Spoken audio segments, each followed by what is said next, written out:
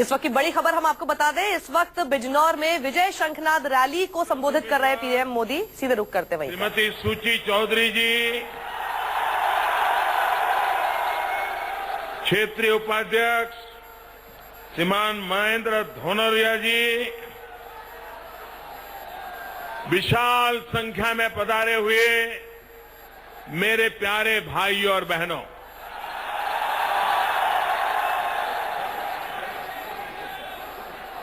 मैं सबसे पहले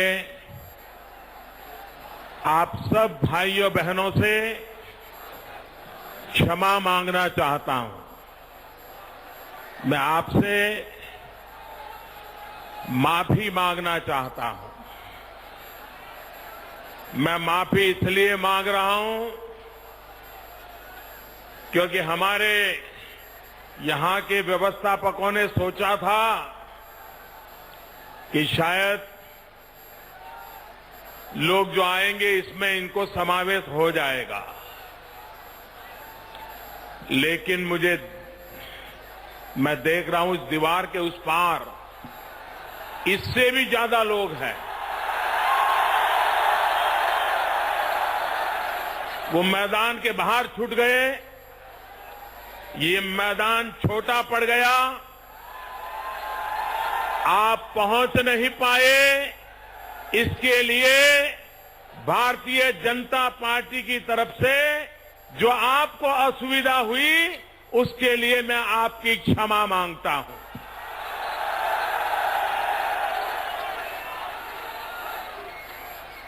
लेकिन भाइयों बहनों,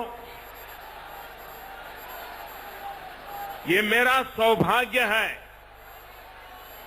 कि दूर दूर छत पे जो खड़े रहे हैं शायद उनको सुनाई भी नहीं देता होगा। यहां दीवार के उस पार हजारों लोग शायद मुझे देख भी नहीं पाते होंगे। इसके बावजूद भी आप मुझे आशीर्वाद देने के लिए आए। मैं आपका हृदय से बहुत बहुत आभार व्यक्त करता हूं। भाइयों बहनों,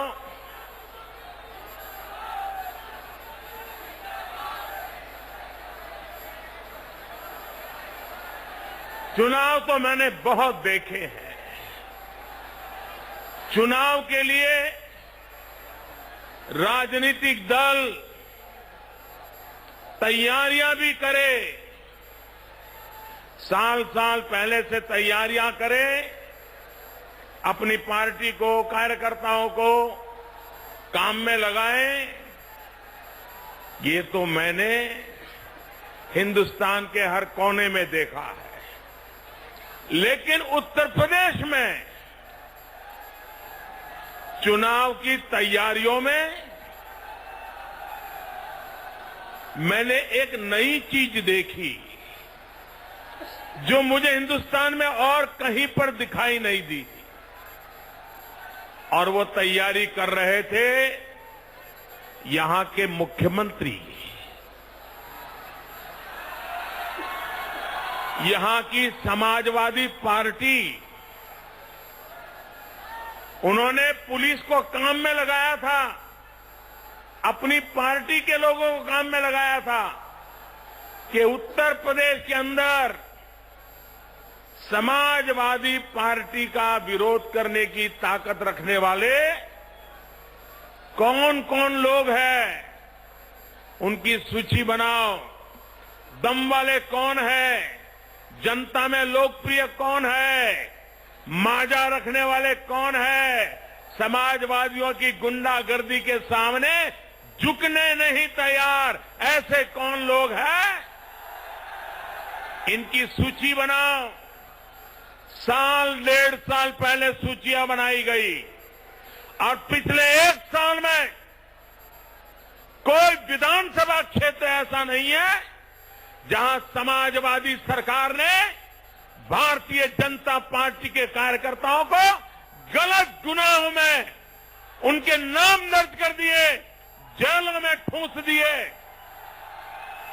जेलों में ठूंस दिए। श्रीमान अखिलेश जी,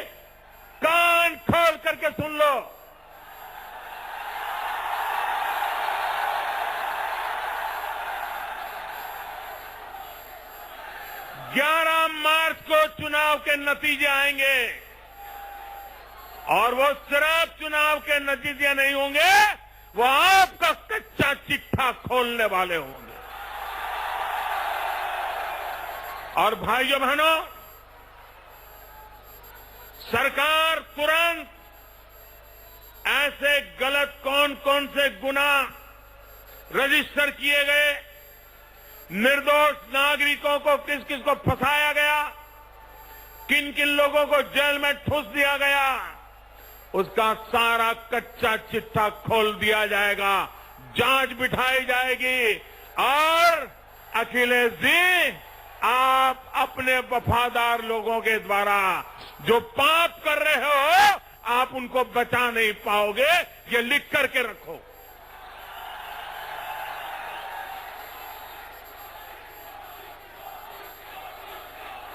क्या सरकार का उपयोग ऐसे करते हो? अपने विरोधियों को जेलों में बंद करने के लिए कानून का दुरुपयोग करते हो? भाइयों बहनों, आज मैं उत्तर प्रदेश की धरती पर आया हूं। ये मेरी चौथी रैली है। जहां जहां गया हूं, ऐसा जनसैलाब देखा है, ऐसा लग रहा है मानो जैसे पूरा केसरिया सागर उमड़ पड़ा है।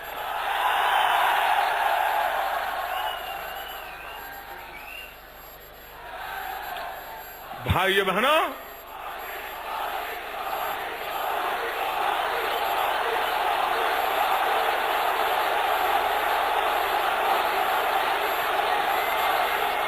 जिसको राजनीति का रस समझ नहीं होता, उन्हें भी पता चलता है ये आंधी नहीं तो क्या है।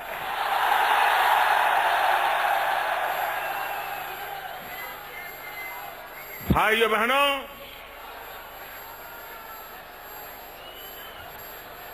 आज संत रविदास जी की जयंती है।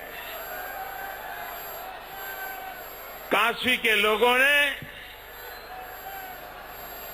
मुझे प्रधानमंत्री के लिए सांसद बनाने में काशी के आशीर्वाद रहे। पूरा उत्तर प्रदेश पूरी ताकत के साथ मेरे साथ खड़ा हो गया। अगर उत्तर प्रदेश के लोगों ने, अगर आपने मुझे ताकत न दिखाई होती, तो भाइयों बहनों, आज देश को स्थिर सरकार न मिलती, आज देश में मुझे प्रधानमंत्री के रूप में सेवा करने का सौभाग्य नहीं मिलता। ये आपके कारण मिला।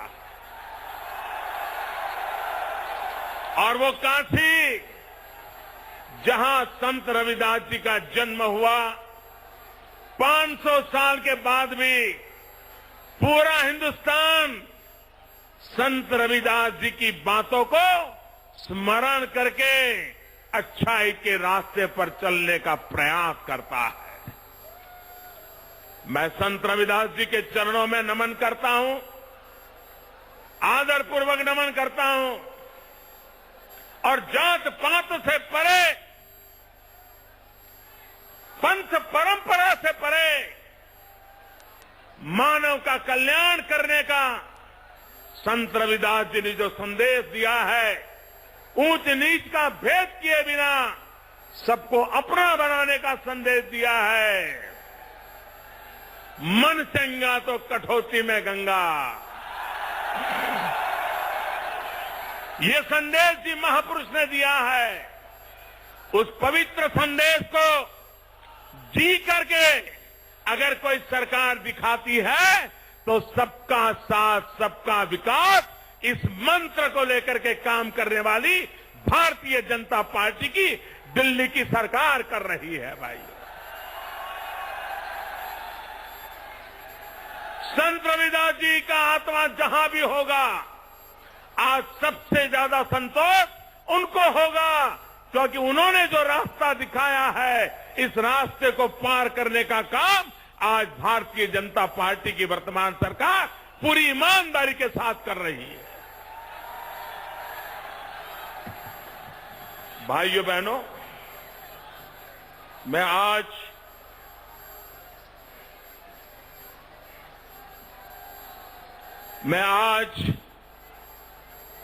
बिजनौर आया हूं।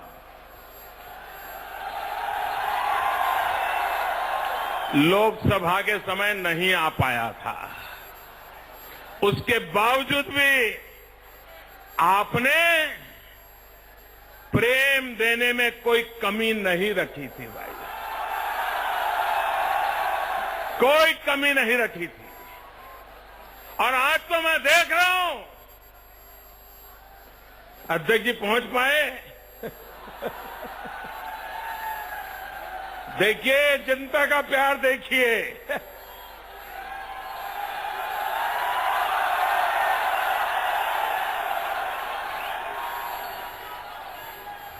भाइयों बहनों, ये हमारा पूरा इलाका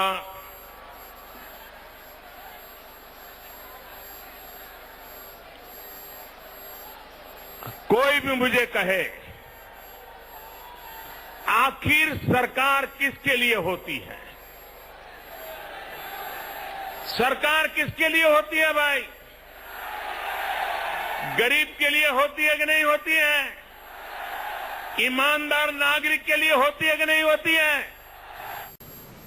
कल है 11 मार्च यानी ऐतिहासिक दिन, और इस ऐतिहासिक दिन पर ऐतिहासिक कवरेज के साथ साथ सबसे पहले नतीजे आप देख पाएंगे न्यूज 24 पर सुबह 7 बजे से ही। और अभी रुक करते हैं बिजनौर का, जहां पर नरेंद्र मोदी एक जनसभा को संबोधित कर रहे हैं। कोई मुझे बताइए, क्या उत्तर प्रदेश की सरकार का स्वयं का जो कानून व्यवस्था का रिपोर्ट है वो उस बात की गवाही नहीं है कि यहां आए दिन बहन बेटियों पर बलात्कार होते हैं? इतना ही नहीं भाइयों बहनों, समाजवादी पार्टी, ये पार्टी नहीं है, कुनबा है, कुनबा, एक परिवार का कुनबा। और ये दो पार्टियों का गठबंधन नहीं है, एक गठबंधन दो कुनबों का है। एक दिल्ली वाला कुनबा और एक सफाई वाला कुनबा। ये दो कुनबा ही मिले हैं, दो कुनबा, और ये दो कुनबा मिलकर के ये सोच रखते हैं कि राजपाट हमारी मालिकी का है, कोई सामान्य मानवी उसमें घुस नहीं सकता है। भाइयों बहनों, ये कुनबे के एक नेता, समाजवादी कुनबे के एक नेता ने क्या कहा? उसने कहा आजकल टीवी पर बच्चे ऐसा देखते हैं इसलिए कभी कभी ऐसा हो जाता है। क्यों भाई, आप क्या बात बोल रहे हो? माताओं बहनों पर होने वाले इतने भयंकर जुल्म और आप इस प्रकार की भाषाएं बोलते हो?